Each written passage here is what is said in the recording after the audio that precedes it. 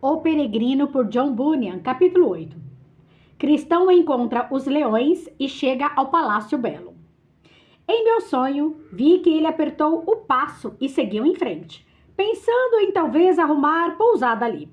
Ora, logo adiante entrou por uma passagem bastante estreita e dali avistou, cerca de 200 metros à frente, a casa do porteiro.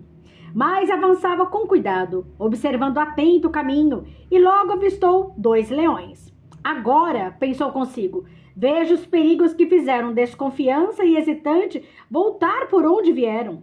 Os leões estavam acorrentados, mas ele não via as correntes.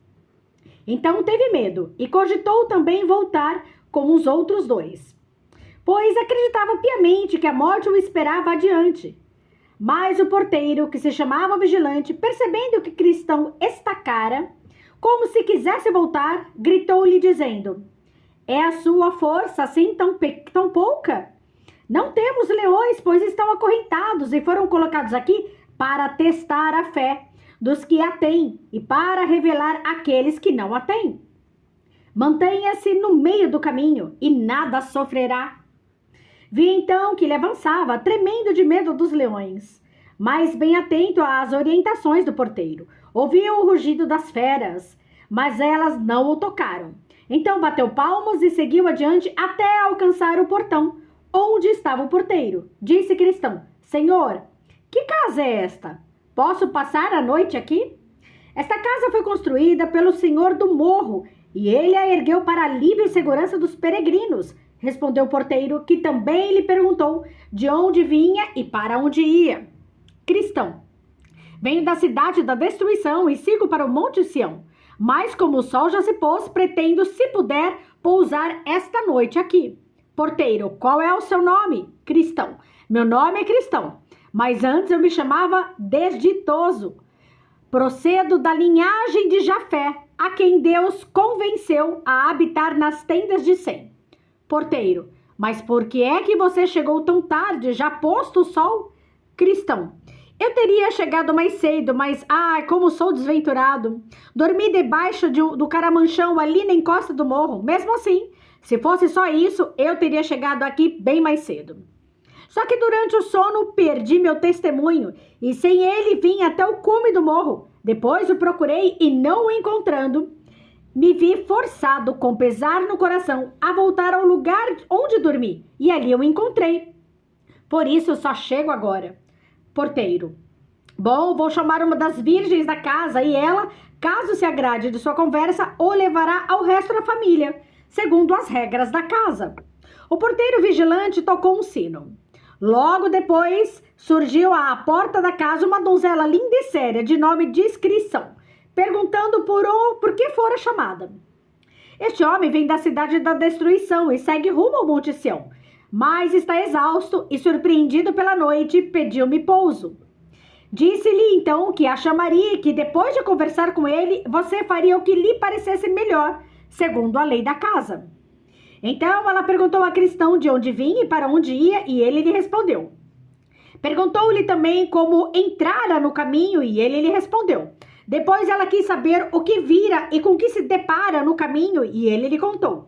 Por fim, perguntou o nome dele, ao que respondeu: "Cristão. Meu desejo de pousar aqui é ainda maior porque, pelo que percebo, este lugar foi construído pelo senhor do morro, para alívio e segurança dos peregrinos." Então ela sorriu, mas de seus olhos brotavam lágrimas. Após breve pausa, disse: "Vou chamar mais algumas pessoas da família." E correndo até a porta, chamou Prudência, Piedade e Caridade, que depois de alguma conversa com ele, o aceitaram na família. Muitos dos que o receberam à porta da casa diziam: "Entre, bendito do Senhor. Esta casa foi construída pelo Senhor do morro com o propósito de abrigar os peregrinos." Ele então inclinou a cabeça em respeito e seguiu-as para dentro da casa. Já lá dentro, sentado, deram-lhe algo de beber e decidiram em consenso que, até estar pronta a ceia, alguns deles teriam uma conversa particular com Cristão, para melhor aproveitamento do tempo. Designaram Piedade, Prudência e Caridade para a tarefa e começaram assim. Piedade: "Meu bom Cristão, já que fomos tão amáveis com você, recebendo-o em nossa casa esta noite, que tal conversarmos sobre tudo o que lhe aconteceu em sua peregrinação? Creio que isso será proveitoso para todos nós. Cristão, é de muito bom grado o que faço e com satisfação vejo quanta bondade vocês têm para comigo. Piedade, afinal, o que o motivou a lançar-se à vida de peregrino? Cristão, saí da minha terra natal em virtude de um alerta terrível que me soava aos ouvidos, que uma destruição inevitável pairava sobre mim e permanecesse naquele lugar. Piedade, mas por que você saiu da sua terra justamente por este caminho? Cristão, foi vontade de Deus, pois quando os temores da destruição me atormentavam, não sabia aonde ir. Mas por acaso veio ter comigo um homem, quando eu chamava tremendo e chorando de nome Evangelista, que me orientou rumo à porta estreita e assim me colocou no caminho que veio dar diretamente nesta casa. Sem a ajuda dele, sei que jamais teria tomado este caminho. Piedade, mas por que você não passou pela casa de intérprete? Cristão, sim, lá vi coisas cuja lembrança permanecerá comigo enquanto viver, especialmente 3 delas. Que Cristo, apesar de Satanás, conserva no coração sua obra da graça, que o homem pecou tanto que para ele não há esperança além da misericórdia divina, e também o relato daquele que pensou, sonhando, ter chegado o dia do juízo. Piedade, por quê? Ele lhe contou seu sonho? Cristão, sim, que sonho horrível, pensei. Deu-me uma dor no coração enquanto ele me contava o sonho, mas mesmo assim, estou feliz por tê-lo ouvido. Piedade, e isso foi tudo que você viu na casa de intérprete? Cristão, não, ele me levou para um lugar de onde me mostrou um palácio imponente. Lá dentro, as pessoas trajavam ouro. Chegou por lá um homem ousado que abriu o caminho pelos guardas armados que vigiavam a porta e tentavam impedi-lo.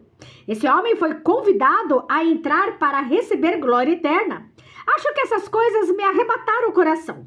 Eu bem poderia ter ficado na casa daquele bom homem um ano inteiro, mas sabia que tinha de seguir viagem. Piedade, e o que mais você viu pelo caminho? Cristão, o que vi? Bom, avancei um pouco mais e vi que aquele, como eu imaginava, pendia do madeiro, sangrando. A mera visão dele fez o fardo cair das minhas costas, pois eu gemia debaixo de um fardo extenuante.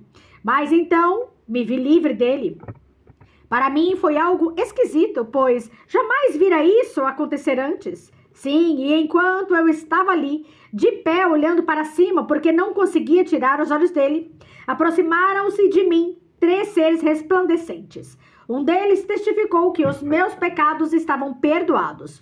Outro tirou-me os farrapos e deu-me uma capa bordada que você vê. E o terceiro gravou este sinal que você vê na minha testa e deu-me ainda este rolo selado. Dizendo isso, Cristão virou o rolo de junto ao peito. Piedade, mas você viu mais do que isso, não foi?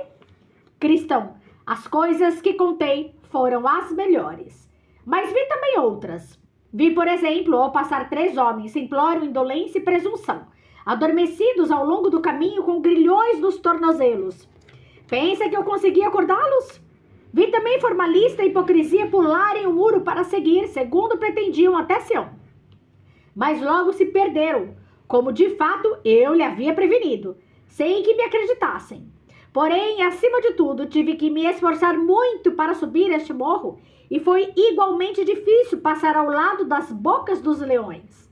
Na verdade, não fosse por esse bom homem, o porteiro que guarda a entrada, não sei se não teria decidido voltar. De qualquer modo, agora agradeço a Deus por estar aqui, e agradeço a vocês por terem me recebido. Então Prudência achou conveniente fazer-lhe algumas perguntas e desejou que ele as respondesse. Prudência, você às vezes não pensa na terra de onde veio? Cristão, penso, mas com muita vergonha e ódio. Na verdade, se não tivesse tirado da cabeça aquela terra desde de lá que saí, poderia ter tido a oportunidade de voltar. Agora, porém, vejo uma terra melhor, ou seja, uma terra celestial. Leia Hebreus, capítulo 11, versículos 15 e 16. Prudência, você ainda não continua tolerando algumas das coisas com que estava familiarizado antes? Cristão, continuo. mas muito contra a minha vontade, especialmente os pensamentos íntimos e carnais, que com todos os meus conterrâneos, assim como eu mesmo, nos deleitávamos. Mas agora todas essas coisas me doem, e se eu pudesse escolher meus próprios pensamentos, preferiria jamais tornar a pensar nelas. Porém, quando quero fazer o que é melhor, vejo que as piores coisas ainda estão em mim.